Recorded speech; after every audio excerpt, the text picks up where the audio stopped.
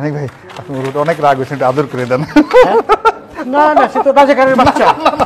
আপনার কোনো অধিকার নেই আমাকে রাজাকারের সন্তান বলার। আমি একটা মুক্তিযোদ্ধা পরিবারের সন্তান। এবার ফাঁস হয়েছে ভাইরাল হওয়া সেই ইন্টারভিউর গোপন ভিডিও, যেখানে উপস্থাপক দীপ্তিকে রাজাকারের বাচ্চা বলে চরমভাবে অপমান করেছে সাবেক ওই বিচারপতি।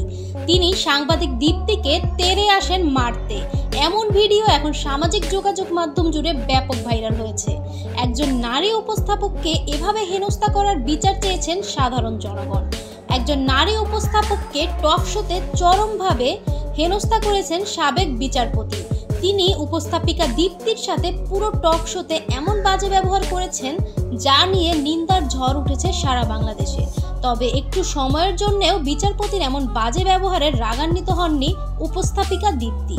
হাসি মুখেই বলেছেন, আপনি উত্তেজিত হবেন না। পুরো টক শোতে ধৈর্যের পরীক্ষা দিয়ে সবার মন জয় করে নিয়েছেন উপস্থাপিকা দীপ্তি। তবে এবার টক শোতে অফ ক্যামেরার রেকর্ড করা একটি ভিডিও ছড়িয়ে পড়েছে অন্তর্জালে, যেখানে উপস্থাপিকা দীপ্তিকে রাজাকারের বাচ্চা বলে গালি দিয়েছেন সাবেক বিচারপতি।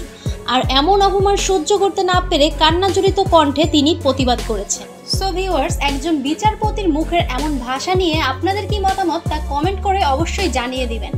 আর ভিডিওটি দেখার জন্য আপনাকে ধন্যবাদ।